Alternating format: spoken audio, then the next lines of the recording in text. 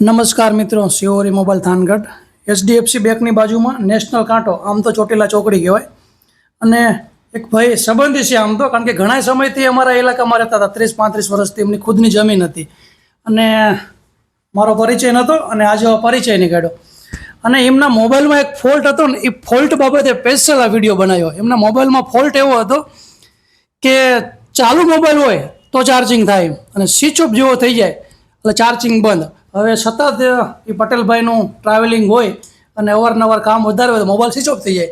હવે પછી ખોલાવો ક્યાંય તો એ મોબાઈલ માટે કેટલા હેરાન થયા છે, કઈ દુકાને બતાવ્યો છે અને મેં કેટલા સમયમાં કરી દીધો અને રિઝલ્ટ આપ્યું. મોબાઈલે રિપેરિંગ કરીને બહાર ટેબલે આવી ગયો છે. પહેલાં તો એ પોતાનો પરિચય આપશે અને પછી મારું કામ કેવું અને એ કામથી ખુશ કેવા એ રિવ્યૂ ખુદ આપશે. પટેલભાઈ ટોપી કરીને એમ ઘણા લોકો ઓળખે એમ, કારણ કે બહુ ઝાઝો સમય આપણા ધોળિયા ઇલાકામાં અને વગડિયા ઇલાકામાં એમને કાઢેલો છે અને ઘણા ખાનાની એમને મને ઓળખાણ પણ આપી એમ, પણ હું એક અજાણ હતો, નહોતો ઓળખતો એમ.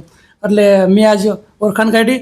આગળની વાત આપણે પટેલભાઈ કહેશે અને ક્યાંના છે એ વાત કહેશે. મારું ગામ છે માણાવદર. ધોળિયામાં 24-25 વર્ષ રહ્યો. મારા મોબાઈલમાં ફોલ્ટ 6 મહિનાથી આવી ગયો એટલે જુનાગઢ બતાવ્યો 2-3 દુકાને, પણ સ્વિચ ઓફ ખોલી દે પણ ફોલ્ટ નહોતા કાઢી આપતા. અને માણાવદરે 4-5 દુકાને બતાવ્યો તો ફોલ્ટ નીકળતો નહોતો. તો આજે 2 દિવસથી મોબાઈલ સ્વિચ ઓફ હતો. હું 3 દિવસથી ધોળિયા હતો. આજે થાન લઈને આવ્યો તો ભાઈએ કલાક મને મોબાઈલ આપ્યો તો રિપેર કરી આપ્યો અને મોબાઈલ આ બાજુમાં જ રહ્યો. મોબાઈલ હવે Vivo T2X છે. બંધ મોબાઈલમાં ચાર્જિંગ થાય 1% એમ કીધું 11% છે. કેટલું અત્યારે એ તમે જોઈ શકો. જુઓ પટેલભાઈ છે ને 11% થયો, 10% ચાર્જિંગ થયું. મોબાઈલ ઓલરેડી સ્વિચ ઓફ જ છે અને મેં તમને 1 જ કલાકમાં કરી દીધું ને. એ ભાઈને ઘરે જવું હતું અને કે મને ઇમરજન્સીમાં મારું બધું કામ મૂકી મેં એમને કરી દીધું. હવે આ ઇલાકાનો થોડોક રિવ્યૂ આપશે, કેવું છે એમ, જમીન એમને હતું, શું કરતા વિશે.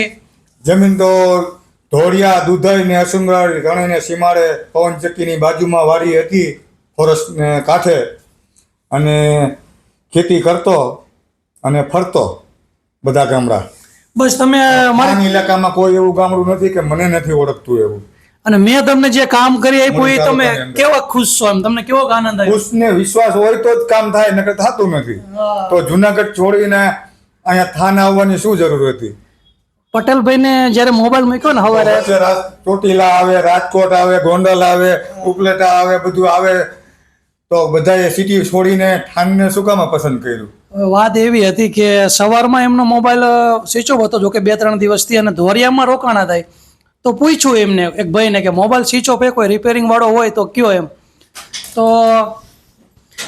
આપણા રેફરન્સથી એક ભાઈ અહીંયા હતા ને, એમને એવું કીધું કે HDFC બેંકની બાજુમાં એક દુકાન છે અને અહીંયા જજો તમે એમ. તો પછી પટેલભાઈ મેં વાત કરી.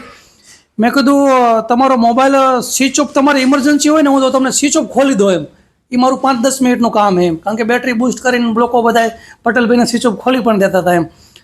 તો પટેલભાઈ મને એવું કીધું કે ના, મારે ખાલી સ્વિચ ઓફ નથી ખોલવો, હું જુનાગઢથી આવ્યો હો, મેં 4-5 દુકાને બતાવ્યો હોય, મને કોઈ ફોલ્ટ નથી કોઈ, તો મને તમે ફોલ્ટ ગોતી દો એમ, પૈસા ભલે થાય. મેં પટેલભાઈને કીધું 1000-1200 રૂપિયાનો ખર્ચો થાય એવું છે, હું તમને ફોલ્ટ ગોતીશ પણ સમય લાગશે. તો પટેલભાઈ એવું કીધું કે મારે આજ નીકળવાનું છે, તમે ઇમરજન્સી કરી દો ને તો સારું કહેવાય. તો પછી મારું બધું કામ સાઈડમાં મૂકી મેં એમને 1 જ કલાકમાં રિઝલ્ટ આપ્યું છે અને એ તમને વિડીયોમાં પણ જણાવ્યું છે. અને પટેલભાઈનો મોબાઈલ ઓકે છે.